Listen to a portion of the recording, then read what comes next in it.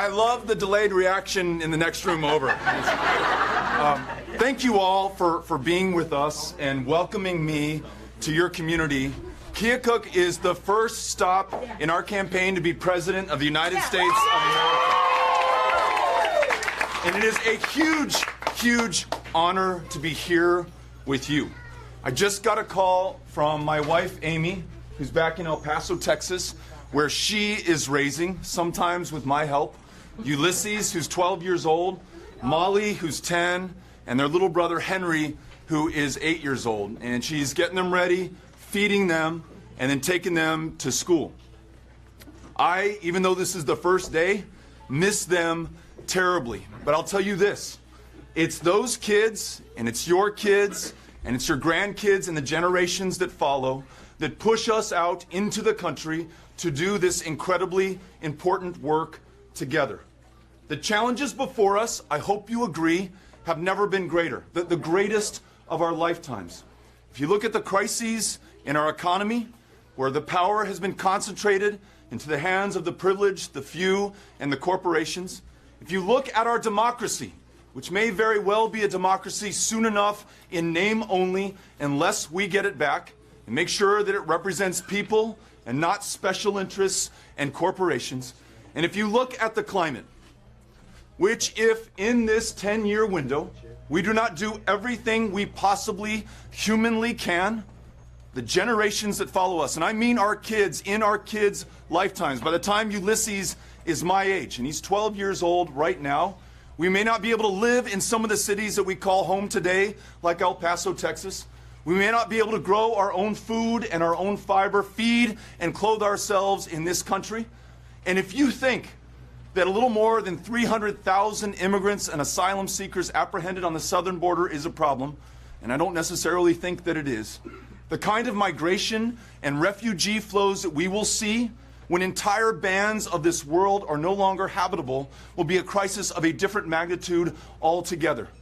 But these challenges, I am absolutely convinced, will bring out the absolute best in every single one of us. And we have something that almost no other country in the world has. We have the single greatest mechanism to call forth the genius of our fellow human beings. This democracy, more than 320 million people strong, can bring the ingenuity, the creativity, the resolve of an entire country. And each one of these challenges can and will be met.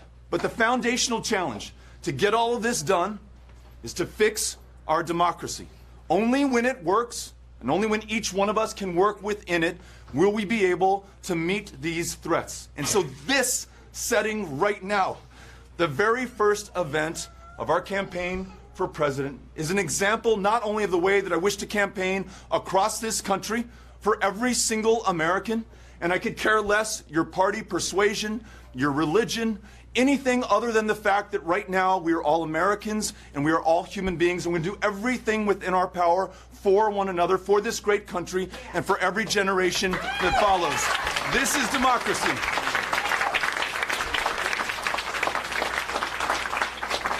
And in the spirit of that, I want to make sure that I have a chance to listen to you. This is my first time to ever visit Iowa. This is my first time to ever visit Keokuk.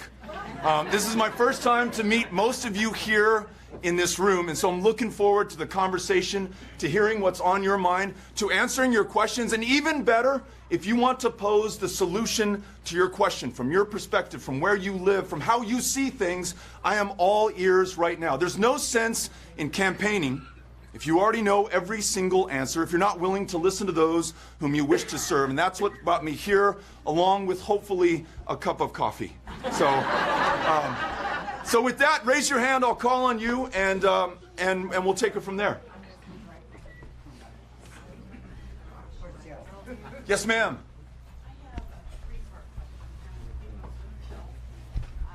I know some of the candidates are proposing Social Security for all. Some are proposing improvements to Obamacare. And I was with my daughter this week. She needed a prescription very badly. I'll repeat the question. Okay. She needed a prescription very badly. It was $444 after insurance had paid $168. And I just wonder what your position is on that and how you would handle that. And you said the price after insurance kicked in was $144? $444. So really great question. Her daughter has insurance, so is covered, but after insurance kicks in, her prescription still costs her $444. And the spirit of the question is, there are a lot of proposed solutions to fixing our healthcare system. What, Beto, do you think we should do? And I think we should begin with the end. What is it that we are hoping to achieve? In my opinion, it is guaranteed high-quality healthcare. Why do I say guaranteed? And for everyone, universal. Why do I say guaranteed? Guaranteed because in the instance that you just shared with me, or the knowledge we have of a school teacher in Texas who year before last died of the flu because her copay on her flu medication was $119. It is not enough to be covered. It is not enough to be insured. We absolutely must be guaranteed the ability to see a doctor, to take our child to that therapist, to afford the prescription that could literally save our lives, certainly improve our lives. So I think that has to be the goal that all of us share. And some will challenge us and say that's an expensive proposition. And it is. And let's be honest about that. At the greatest level, the highest cost estimates, we see numbers like $30 trillion over the next 10 years. Some of the lowest for a plan like Medicare for America that was introduced by Jan Schakowsky and Rosa DeLauro, you're still looking at $3 trillion. But whatever that expense, I guarantee you, it is a hell of a lot less than what we pay today to lose the people in our lives, to lose the productivity of Americans who are not well enough to go to work, children who are not well enough to learn. So let's make sure that we spread those costs out far more equitably, and then I guarantee you, the dividends that we receive on the investment that we make in the health care of one another will more than pay for the cost of the investment up front. Thank you for the question. Oh, thank you so much. Yes, sir. Since I took your chair, you That's fine. Okay. There's your coffee. Thank you. With the many candidates entering the field on the Democratic side, how do we keep this campaign from becoming the zoo that was represented by the Republican Party in the last general election? Great question. So many amazing candidates running for president right now. It's a great sign that in some important ways this democracy still works. And it is incumbent upon every single one of us, because in a democracy, all of us are the government. The government is all of us. That we hold each other accountable, not just for what we promise and that what we enact or fail to enact, but how we conduct ourselves on the campaign trail. Critically important that we not denigrate or demean any other candidate. We don't talk about their personal lives. Any single Democrat running today, and I may not be able to enumerate every single one of them right now, would be far better than the current occupants of the White House. So let's keep this in mind. And we can conduct ourselves in this way every single day for the next 11 months until voting begins here in Iowa. Let's remember that each one of us at the end of this, once we have a nominee, will be on the same team. It doesn't matter whose team you are on today. Doesn't matter which prospective nominee that you back right now. Ultimately, we all have to get on board the same person, because it is fundamental to our chances of success that we defeat Donald Trump in 2020. And then that we have a movement of people defined not by their differences, but how they've been able to come together to allow the next president of the United States to be successful on these extraordinarily large challenges that will be before him or her going forward into the next 4 years. So that's the way we'll conduct ourselves in this campaign. Thank you. Other questions? Yes, ma'am. I'd ask you what your thoughts are on the tariffs and how to get rid of them. So the challenge that the president seeks to confront of China gaming the international trade system is a legitimate one. We want him to be successful in this. But as I was reminded by a fellow Iowan, When have we ever gone to a war, including a trade war, without allies? When have we first alienated every single trading partner we have, as this country has done under Trump's leadership, before confronting one of the largest economies in the world today, one of the largest markets for soybeans, for corn, for what we produce in Iowa and Texas and around the country? I want us to be successful in holding China accountable. I want to make sure that we are as competitive as possible for what we grow and what we produce in the United States of America. But in order to do that, let's bring to bear every single ally and partner that we have around the world to do that. Because here's the consequences if we fail. And you can extrapolate from this anecdote what you're seeing here in Iowa. We were in West Texas talking to a pecan grower. Now, that pecan grower used to have reciprocal tariffs levied on his pecans when he sold them around the world of 2%. Now, thanks to this trade war, they are 27%. In other words, no one around the world is buying his pecans. He said, you know what, Beto, I know at some point these tariffs will come down, this trade war will end, but those buyers in those other countries and those other markets will find other producers, other countries from whom to buy, and my kids, who I so desperately want to take over this pecan growing operation, they'll move somewhere else. We'll have to subdivide this land. We'll build tract housing here instead of being able to be tied to the land that my parents and grandparents handed down to me. So yes, let's make sure that we hold other countries of the world accountable, but let's not do it at the expense of our farmers, our growers, our producers, those who are fundamental to the success of the U.S. economy, knowing full well that 30% of what you grow here in Iowa is bound for markets outside of the United States. So I want to make sure that we are tough on trade, we hold other countries accountable, but we do it in an intelligent and effective way. Thank you for asking. Yes, sir. Beto, would you speak to the education system? I see teachers in our district struggling every day. They have to take money out of their own pockets to buy supplies, and they're doing the best that they possibly can, but they need more funding to make the schools work. Yeah. It's a great question about public education, and specifically the teachers who are the backbone of public education. Yeah. And the retired teachers who made it possible for all of us to be here, right? So I want to hear from you about what it's like in Iowa. Let me share with you what I learned in Texas. Nearly half of public school teachers in Texas are working a second or a third job, not for kicks, not for extra spending cash, but just to make ends meet, to put food on the table, to buy that medication with a $444 copay, just to exist.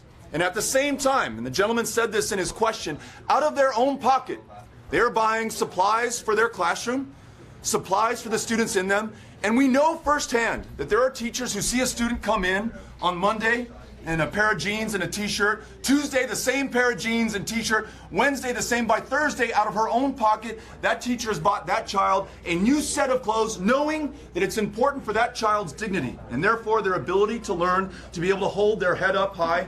And though they don't have the extra cash to spend, they do it nonetheless. Our ability to meet the economic challenges that I just described is only going to be possible if we support our teachers, pay them a true living wage so they focus on only one job, the most important before them, that they have a healthcare system that they can depend on, and retired teachers are able to afford a life of dignity. And so somebody just pointed out nurses. When I say teachers, maybe I should be saying educators, because that's nurses and librarians and therapists, the custodial staff, the bus drivers, everyone who makes it possible. Now, this is another one of these investments where some will say, this sounds like pie in the sky. We cannot afford to do this. We cannot afford not to do this. If we don't make that investment, by extent, we are not making that investment in our kids. And then what should we expect for them to be able to achieve in their lifetimes? We do not want to be the generation, unique in American history, that sees our children do worse economically, do worse in terms of educational attainment than we did or than our parents did. And that's very possible unless we get a hold of this situation now. And yes, it means investment, but it also means that we hold one another accountable those school district trustees, the superintendents. It means that we invest in teachers not just in their pay, but in their education and their continuing education. Every teacher I've met wants to be the absolute best at her profession, but she also wants us to make the investment in her and her fellow teachers. So thanks for asking the question. Yes, sir. Yeah, your thoughts on the new Green Deal? Question is on the Green New Deal.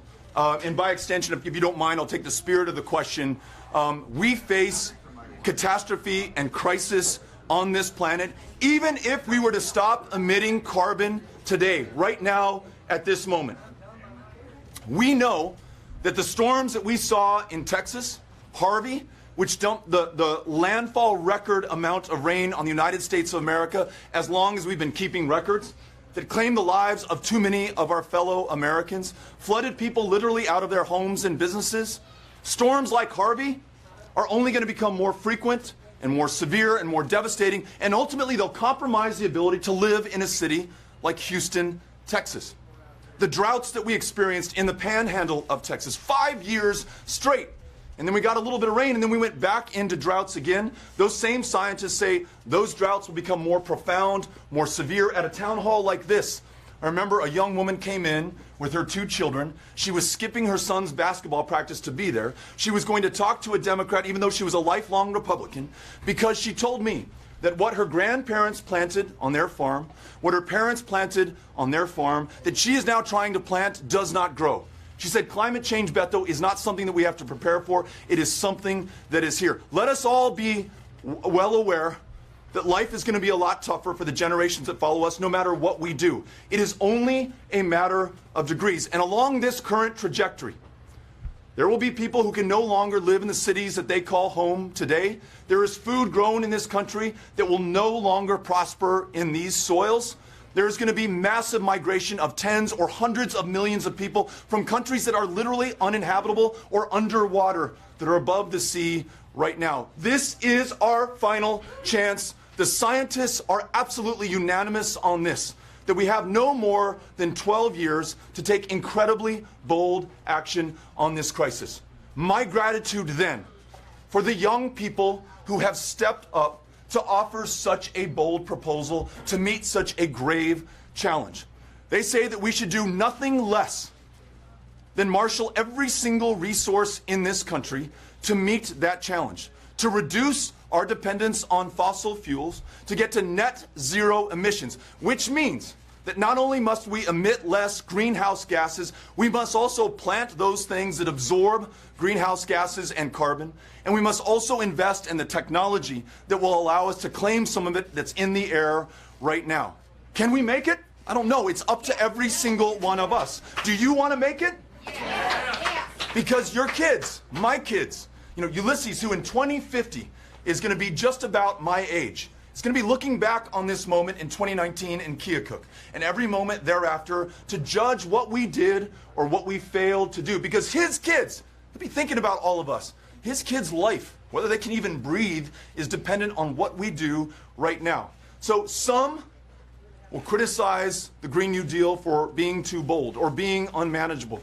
But I tell you what, I haven't seen anything better that addresses this singular crisis that we face, a crisis that could, at its worst, lead to extinction. So that the Green New Deal does that it ties it to the economy and acknowledges that all of these things are interconnected, that also recognizes that some communities have borne the brunt of pollution more than others right now. The asthma deaths that we have in the United States of America concentrated in some neighborhoods, some people more than others. It wants to make sure that we do our part in making this more equitable, in helping those communities that have already been hurt so badly, that we ensure that there are jobs available for those who are looking for work, for purpose, for function in their lives, who do not have it right now and are succumbing to the diseases of despair. And in so doing, make sure that the world's greatest superpower, its greatest democracy, its greatest economy, brings everything that we have to this unique challenge. Literally, not to be melodramatic, but literally the future of the world depends on us right now, here where we are. So yes, let's find a way to do this. Sir. Okay, I work in healthcare. You kind of answered the healthcare question, but I have been to like all the hospitals in this area, and I've watched the opioid crisis. Like, people get addicted to it. It's awful. People my age are committing suicide at alarming rates. This is a way that I personally believe we could help stem some of this. Is how are we going to end prohibition on marijuana on a federal level? Because it's a better health for pain relief. It does wonders for many people with mental illness, including myself. So, what's your thoughts on that? Great question. I'm going to take my sweater off real quick.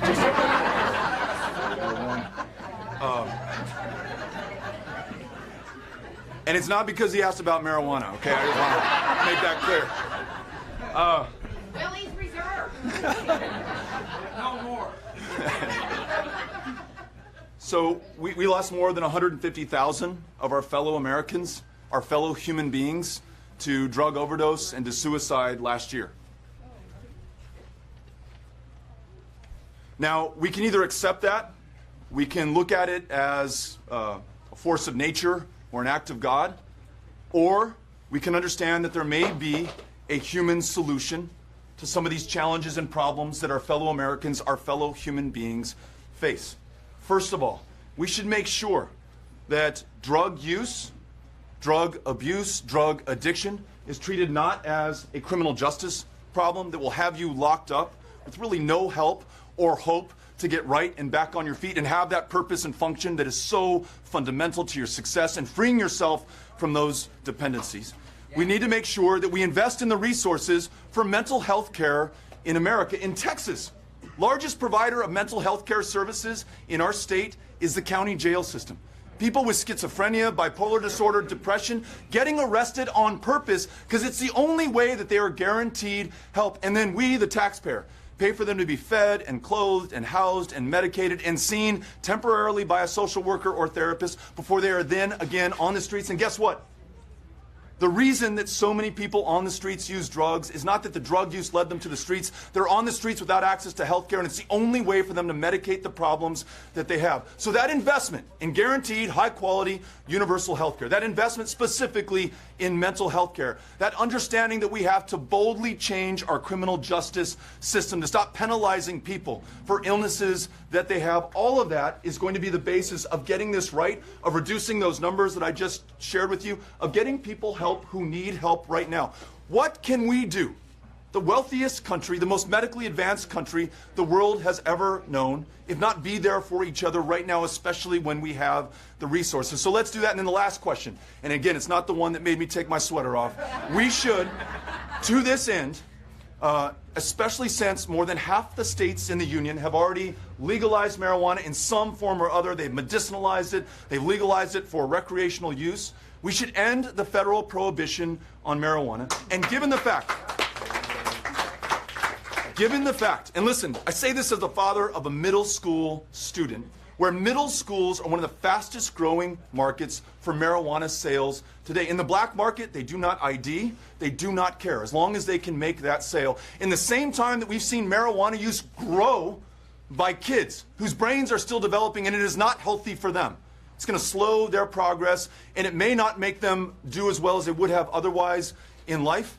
In those same 40 years, tobacco use has plummeted. We haven't outlawed it. We treated it as a public health issue. We marketed against it. We made sure that it was not cool. We can do the same thing when it comes to cannabis or when it comes to marijuana. We can free ourselves from the distinction of being the country that imprisons more of its fellow citizens than any other country on the face of the planet. And guess what? By and large, they do not look like this room.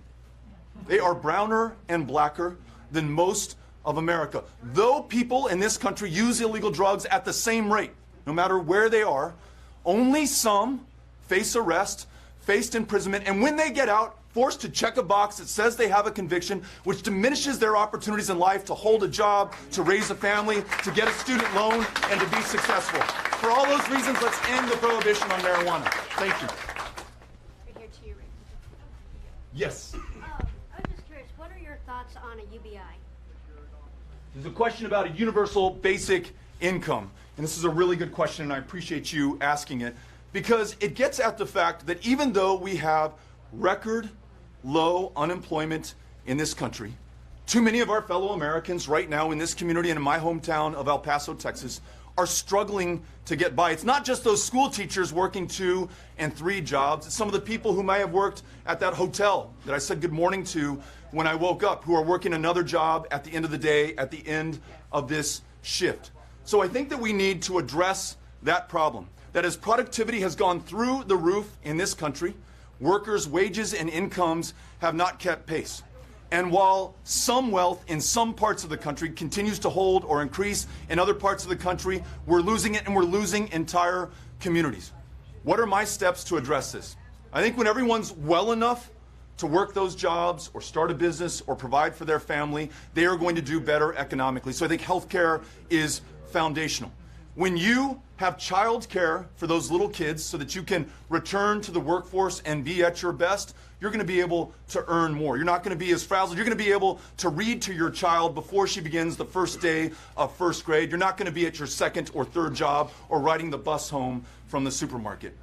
A minimum wage that matches the real minimum needs that we have in our households. We need to get to $15 an hour within the next 6 years so that everyone can afford to have that one job, focus on themselves, their kids, their families, giving back to their communities. When I asked the clerk behind the desk in the hotel we just stayed, I said, tell me about Keokuk. And she said, this is a community that has distinguished itself by service, by public service. Our parks are cleaned by the community. It's not done at taxpayer expense. When there's a problem near the river, we all go in and get after it.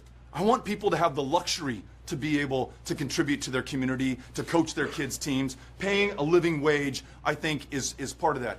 And then especially in rural communities in rural America, the federal government, the rest of the country, needs to form partnerships. Partnerships that mean that each side is going to give a little to get something greater than either could achieve on their own. In Texas, we have a problem with broadband in rural communities. You may have that in Iowa as well, where farmers and ranchers and producers literally cannot get online, where people cannot start businesses in their hometown or finish their education after high school because they can't get online. They can't go to Tinder and find a date tonight to find that special person who's going to make the difference in their lives. I want to make sure every American has that opportunity. And if we remind ourselves of our American history, there was a moment more than 100 years ago where only some cities were connected to the electricity grid. We thought some places were more important than others. The companies, corporations, and businesses saw a profit motive in some places and not in others. And so FDR and the help of members of Congress started the Rural Electrification Administration and partnered through co-ops with local communities to invest in themselves with federal backing and support. Let's build up these rural communities. Let's get behind our farmers and our producers. Let's end these trade wars, and let's make rural America successful by listening to rural America. So thank you for the question. Yes. Okay, Cynthia's telling us this will be our last one. What are your views on women's reproductive rights? The question is on women's reproductive rights. Every woman should be able to make her own decisions about her own body.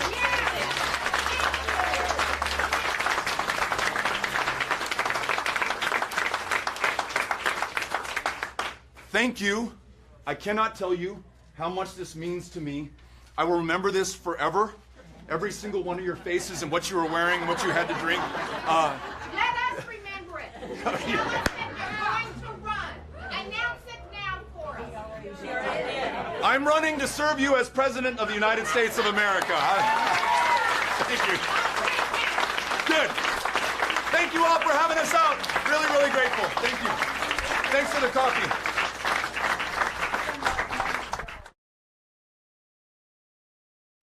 Hey, NBC News viewers, thanks for checking out our YouTube channel. Subscribe by clicking on that button down here and click on any of the videos over here to watch the latest interviews, show highlights, and digital exclusives. Thanks for watching.